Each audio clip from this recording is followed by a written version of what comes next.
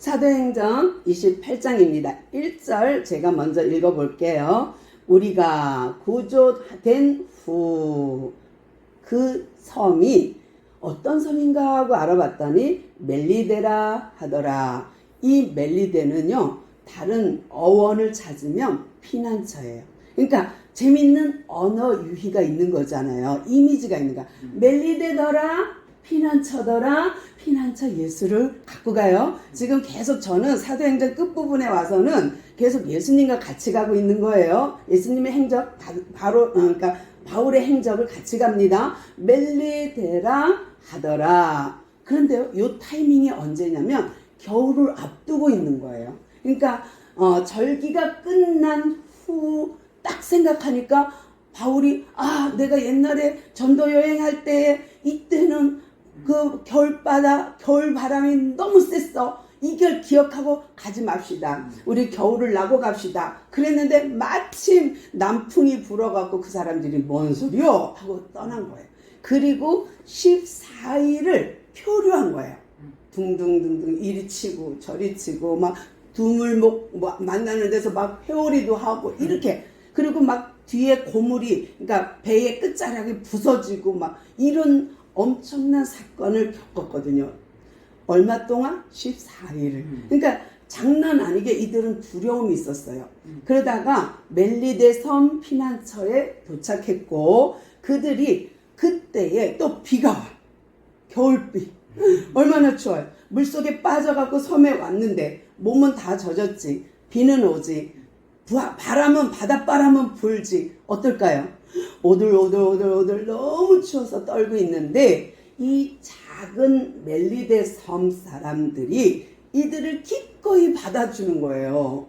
난파된 이 사람들, 난민을 받아주는 거예요. 이게 쉽지 않은 거예요. 왜냐하면 그 수가 27명 이러면 좋겠는데 276명이 너무 많은 거예요. 거기다가 군인이 있어요. 백부장을 따르는 군인들. 거기다가 죄수들이 있어요. 또 거기다가 상인도 있어요. 선원도 있어요. 선장까지. 그러면 어마어마한 사람들이 지금 그 섬에 내린 거예요. 그러면 이 사람들 입장에서 위협적일 수 있어요. 왜냐하면 우리를 죽이고 먹을 거를 강탈해 갈 수도 있는 거고 우리를 어떻게 하고 다 여기 있는 걸 가져갈 수도 있는 거고. 그러니까 이 사람들은 위협적으로 느낄 수도 있는데 하나님이 그 마음을 만져주셨어요. 그래서 그 마음이 따뜻해져서 특별한 대우를 하는 거예요. 이 섬 사람들이. 그래서 나무를 막 가져다가 해변가에다 불을 피우고 막 이제 캠파이어 하듯이 불 피우고 따뜻하게 몸을 녹이세요. 감기 걸려요. 큰일 납니다. 병 걸립니다. 하면서 이 사람들을 아주 특별 대우를 합니다. 그러는 순간에 바울이 이제 나무가 다 타들어가니까 나무 갖다 준 거를 갖다가 집어 넣는 순간 일이 발생했어요. 뭐냐면 이 나뭇가지에 붙어 있던 독사가 뜨거우니까 팍 물은 거예요. 근데 이 손에 대롱대롱 매달려 있는 이 독사를 보고 섬 사람들은 기함을 하는 거예요. 왜냐하면 이 작은 섬에는 그들 나름대로 뉘앙스가 있어요. 뭐가 있냐면 독사에 물리면 죽는다. 독사에 물리면 병원도 없고 바다 멀리 가야 되고 육지로 나가야 되고. 그러니까 독사는 어떻게 보면 저주 받은 자. 혹시 누가 물렸어. 그러면 그 사람은 저주받은 자야. 또는 죄가 많아서 그래. 아마 죄 많아서 하나님이 벌 준 거야. 이런 생각을 하고 있는 섬 사람들이에요.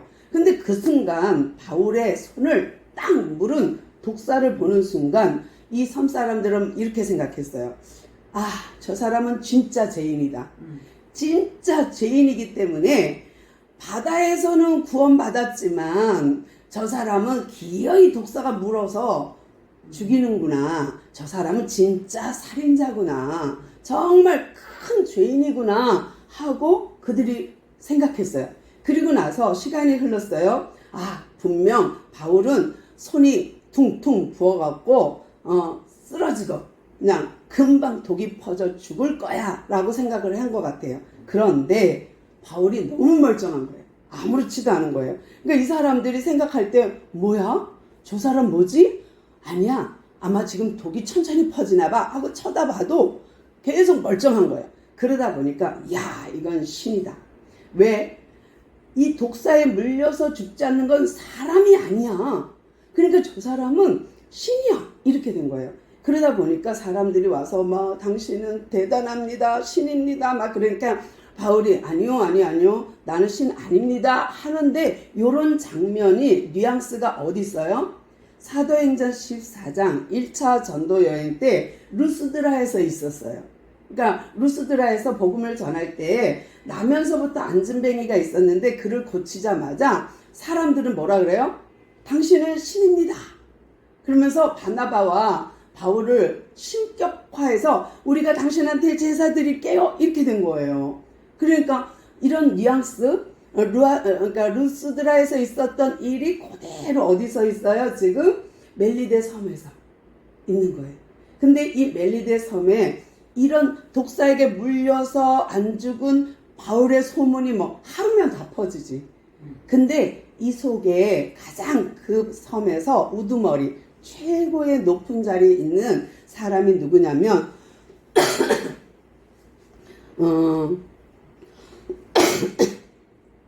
아이고 목이 그냥 물을 좀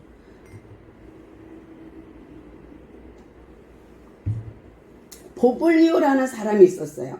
보블리오라는 사람은 그 섬에서 가장 뭐랄까 우두머리 지도자 또는 우리가 말하는 뭐랄까 추장 이렇게 보시면 돼요. 근데 이 사람이 그 소리를 들었어요.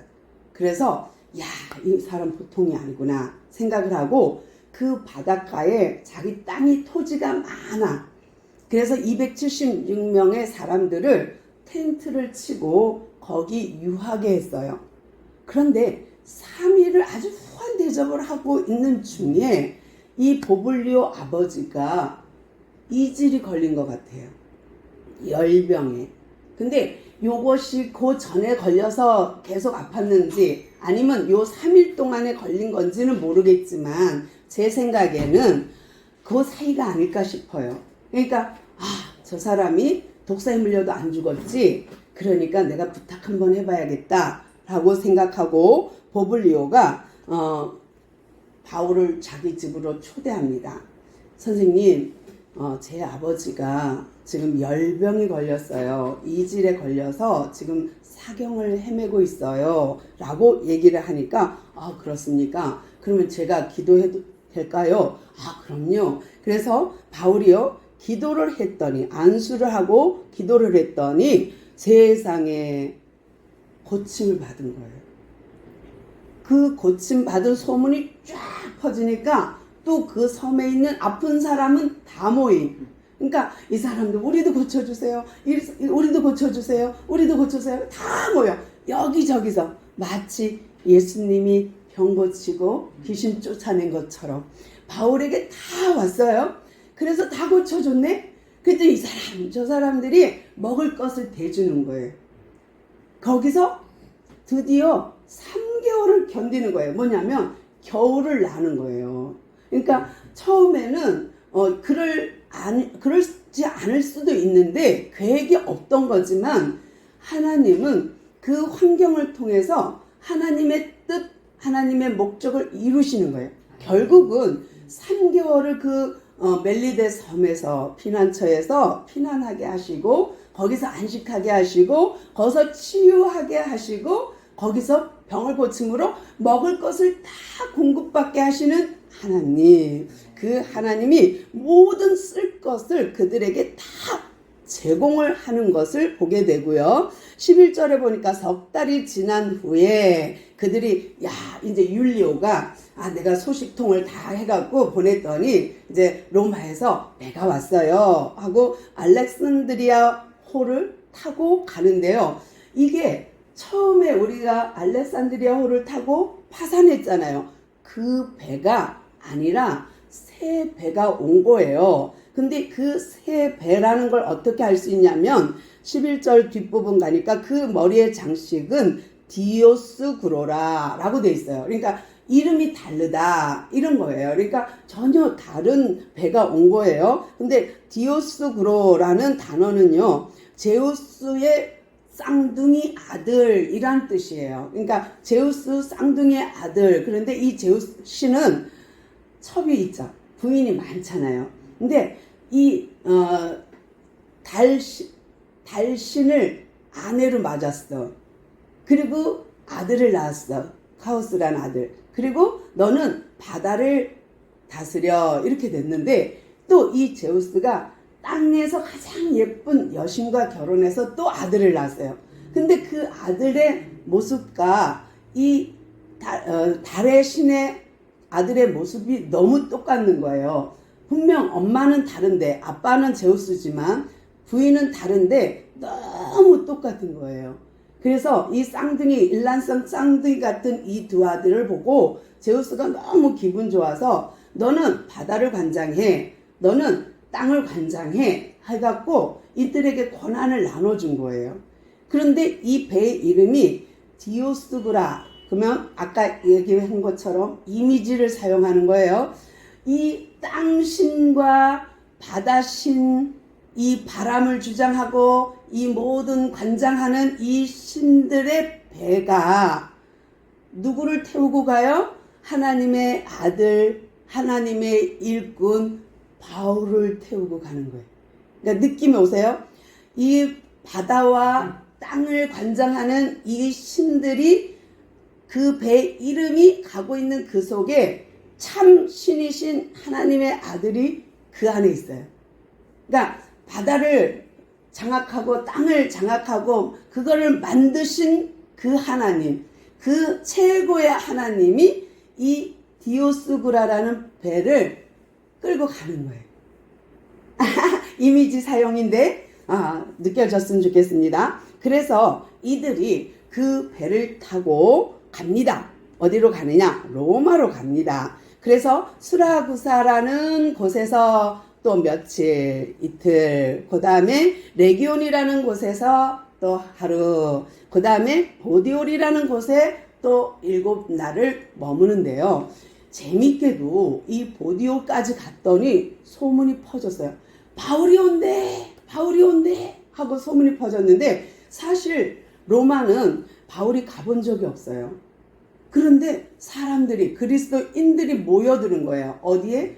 보디올에 모여들어서 선생님, 우리가 선생님의 편지를 봤어요 라는 거죠. 왜냐하면 바울이 고린도 교회에 있을 때 베베라는 사람을 통해서 편지를 보낸 게 로마서예요. 근데 이 로마서가 회람이 된 거예요. 왜냐하면 이 로마 안에는 5개에서 7개 정도의 공동체가 있었다라고 알려져요. 우리가 알고 있는 갈라디아 지역에도 공동체가 여러 개, 빌립보 지역에도 공동체가 여러 개 이렇게 돼 있거든요. 그런데 이렇게 로마에도 공동체가 여러 개 있었어요. 근데 이 공동체에 이 편지가 전달되었고 이 로마서를 읽은 이 사람들이 바울을 만나고 싶어서 로마서를 쓴 사람이 온대 이렇게 된 거예요. 그러니까 로마서를 쓴 그 사람을 만나러 온 거거든요. 그러다 보니까 선생님, 우리가요 선생님 말씀을 직접 듣고 싶어서 여기 멀리 왔어요. 우리한테 얘기 좀 해줘야 하니까 이제 바울이 힘을 불끈 난 거예요. 왜냐하면 지금 사도행전 19장에서 하나님의 언약이 뭐예요? 가이사 앞에 서리라 한 거예요. 그런데 자기가 가이사 앞에 서는 방법이 재판일 줄이야. 죄수일 줄이야. 그런데 여기서부터 그는 계속 아그리빠 왕 앞에서부터 해서 지금 로마로 가고 있는 거잖아요. 근데 로마 가는 길에 이 보디올에서 자기 편지를 받고 온 그리스도인, 자기의 편지를 알고 온 이 제자들을 만나는 순간에 힘이 업 됐어요. 와, 하나님이 이렇게 일하시는구나. 내가 이 편지대로 갈 수 있을까? 못 갈까?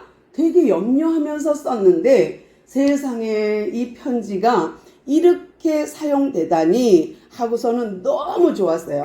이 내용 로마서 1장 10절인데 제가 읽어드릴게요. 어떻게 하든지 이제 하나님 뜻 안에서 너희에게로 나갈 좋은 길을 얻기를 구하노라. 무슨 말이에요?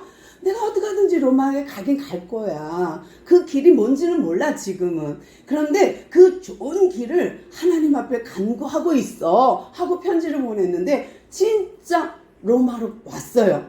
근데 제수의 몸이야. 그 좋은 길이 제수의 몸인 줄은 몰랐지. 그렇지만 어때요? 하나님은 그 방법으로 왕 앞에 서게 하는 거예요. 만약에 바울이 그냥 와서 복음을 전했다면 시장 어귀에서 광장에서 그냥 외쳤을 거예요. 그런데 하나님이 이 종교 재판과 정치 재판으로 옮겨서 로마까지 오니까 가이사 앞에 서야 하는 그 모습이 된 거예요. 그러니까 왕 앞에서 자기를 변론하려니 어쩌겠어요?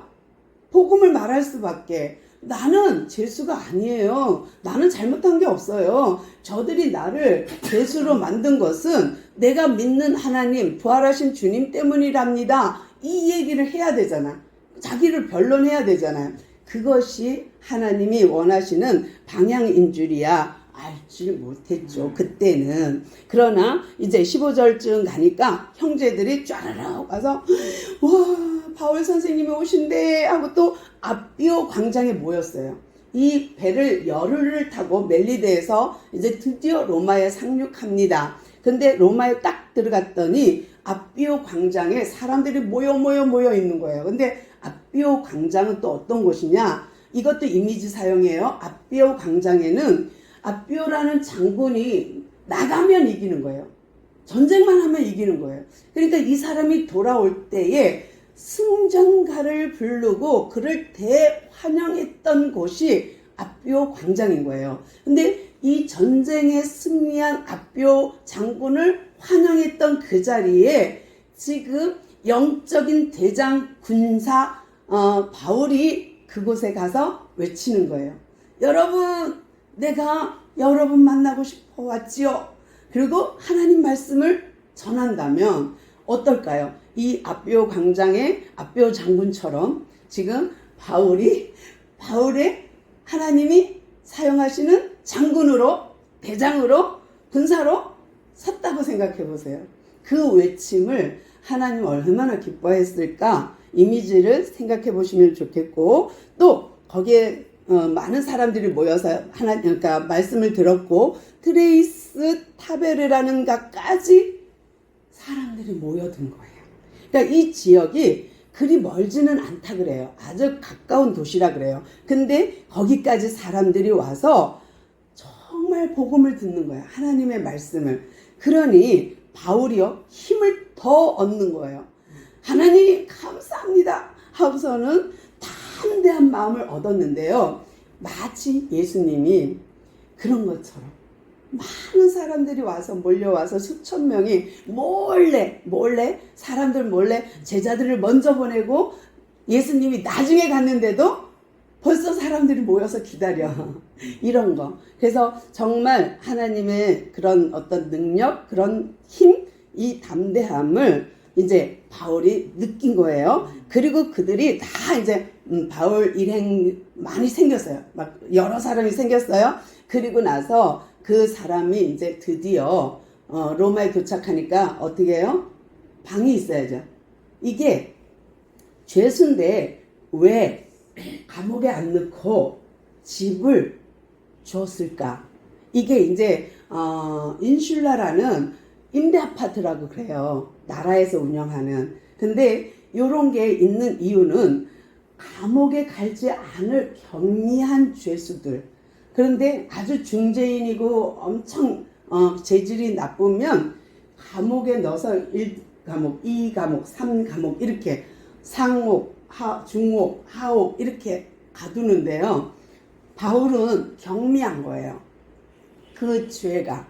그래서 인슐라라는 임대 아파트 같은 곳에 이제 숙소를 준 거예요. 근데 요게 6층 정도라 그래요. 근데 우리나라 그때 우리나라는 2층 집도 없었을 때잖아요. 바울이 활동할 때는 5, 60, 70년도잖아요. 지금은 2000년. 근데 그때는 그게 아주 괜찮은 거였어요. 근데 거기서 그가 있었어요. 그러다 보니까 사람들이요, 가택연금된 상태. 그러니까 바울은 나가질 못해요. 그런데 사람들은 바울을 찾아올 수 있어요. 보호, 감호 정도라고 생각하시면 돼요. 그러니까 사람들이 바울에게 막 찾아와서 말씀을 듣는 거예요. 그런데 그 중에 많은 사람들이 와서 선생님 우리에게도 복음을 전해주세요. 이렇게 하다 보니까 아하, 이건 아니다. 이거보다 더 중요한 게 있어 하고 생각한 것이 뭐냐면 그 로마에 있는 유대인 중에 가장 높은 사람들, 직급이 있는 사람들을 다 불렀어요. 유대인들을. 그리고서는 유대인들한테 자기가 로마에 왜 왔는지, 또 유대교랑 어떻게 싸움이 일어났는지를 설명해요. 왜냐하면 바울은 다니면서 굉장히 유대인을 사랑했어요. 그래서 1차, 2차, 3차 전도 여행을 살펴보면 다 공격한 것이 거의 유대인이에요. 그런데도 불구하고 유대인에게 복음을 전하는 것을 놓치지 않아요. 계속 가는 데마다 회당 가고 가는 데마다 유대인들하고 부딪히고 맞으면서도 그들에게 복음을 전하거든요. 근데 로마에 와서도 그 유대인 중에 높은 사람들을 청해요. 그리고 그들한테 설명해요. 사실 나는 유대인으로서 유대교를 반항하려고 한 것은 아니다. 내가 유대교를 반역하려고 한 것은 아니다. 근데 나도 유대인으로서 유대교를 믿었다. 그런데 내가 만난 그 주님, 내가 발견한 그 주님이 내게 알려줬는데 그분이 알고 보니 구약에서 말하던 메시아였다. 그래서 나는 그 주님을 내가 믿는 거다. 근데 여러분, 내가 이 믿는 이분이 우리 이스라엘의 소망이신 그분, 우리가 그토록 기다렸던 그분 메시아입니다 라는 이야기를 한 거예요. 그러니까 유대인들이 됐고 그만, 우리는 너에 대해서 예루살렘에서 들은 바도 없고 너희에 대해서 어떤 죄를 졌는지 우리는 몰라. 그거는 네가 재판에서 알아서 할 거고, 네가 믿는 그 그리스도, 네가 믿는 그 파가 문제인 건 나도 안다예요. 그러니까 이들이 소문은 알고 있는 거예요. 그러니까 예수 그리스도 이 파가 문제라는 걸 안 거예요. 그러니까 좀 네 사상을 들어보자, 네 생각 좀 들어보자, 이렇게 된 거예요. 그러니까 이제 바울이 열심히 설명합니다.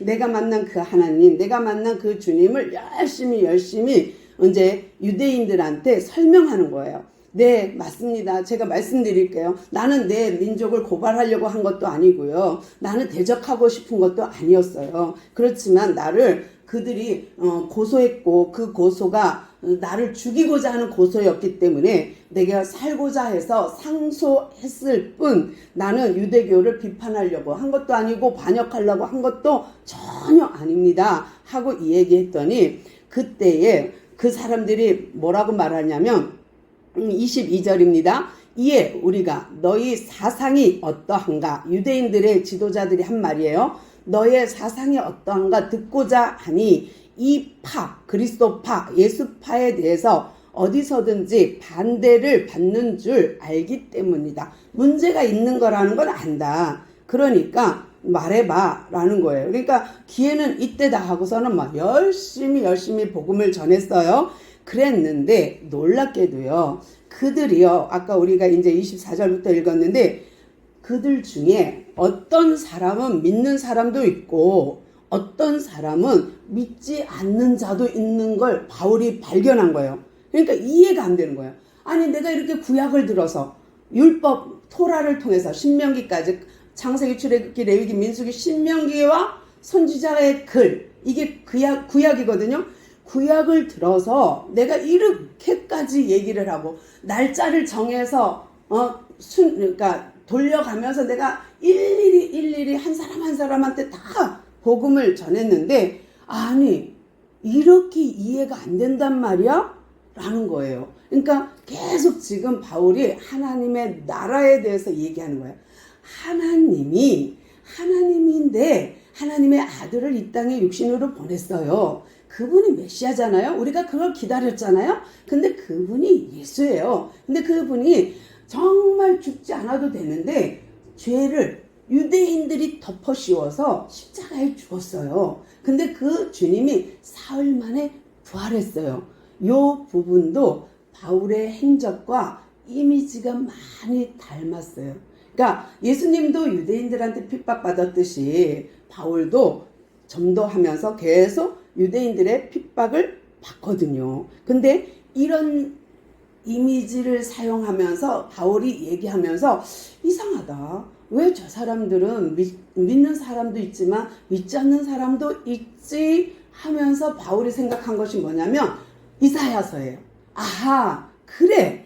이사야 선지자도 그랬지. 귀가 있어도 듣지 못하고 눈이 있어도 보지 못한다고 그렇게 말했지. 그 이야기를 설교하면서 그 사람들에게 마음을 두드리는 거예요. 내가 보니 당신들이 이사야 선지자가 말하는 것과 같군요 하면서 당신들이 왜 안 믿는지 내가 잘 몰랐는데 이제 보니 이렇습니다 하고 25절 중간쯤 성령이 선지자 이사야를 통하여 너희 조상들에게 말씀하신 것이 옳도다. 맞군요. 이 백성에게 가서 말하기를 너희가 듣기는 들어도 도무지 깨닫지 못하고 보기는 보아도 도무지 알지 못하도다. 이 백성들의 마음이 우둔하여져서 그 귀로는 둔하게 듣고 그 눈은 감았으니 이는 눈으로 보고 귀로 듣고 마음으로 깨달아 돌아오면 내가 고쳐줄까 함이라. 이거였구나. 그러니까 예수님도 이 마음이거든요. 내가 메시아로 왔는데 그들이 안 알아주는 거.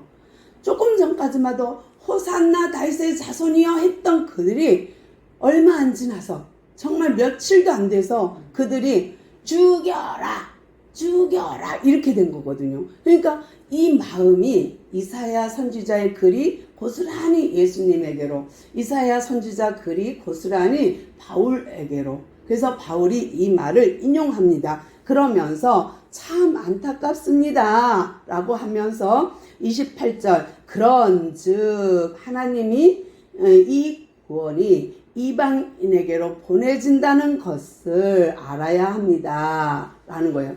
그들이 이 말을 들으면 그들은 받아들일 것입니다. 너무 안타깝죠.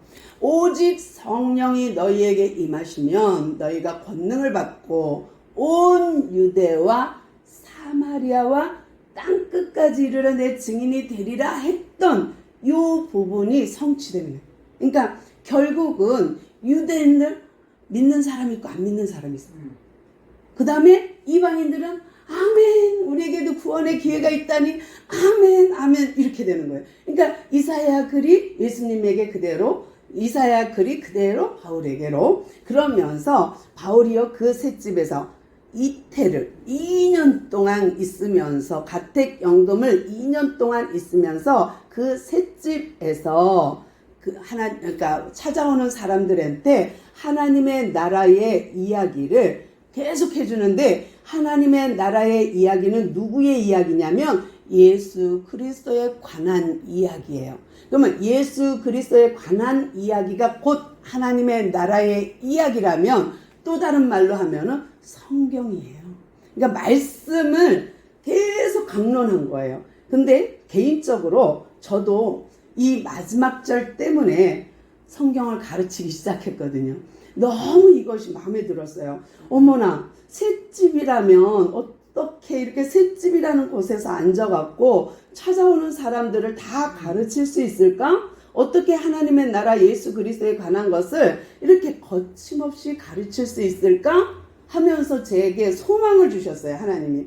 그래서 정말 안 보이는 눈 가지고 계속 상대방이 읽어주면 해석하고 상대방이 읽어주면 해석하는 방법으로 이 일을 해왔던 것이 벌써 수십 년이 된 거예요. 엄청 길더라고요. 따지고 보니까 어린이집 할 때부터 와 진짜 되게 길게 내가 성경 공부를 해왔구나 하는 것을 보았어요. 정말 우리가요 하나님의 나라 그러면 아마득하고 먼 나라 같죠. 왜냐하면 천국을 상상하기 때문이에요. 근데 이 사도행전 1장 3절에서 주님이 부활하시고 40일 동안 제자들에게 나타나서 한 말이 하나님의 나라에 관한 이야기예요.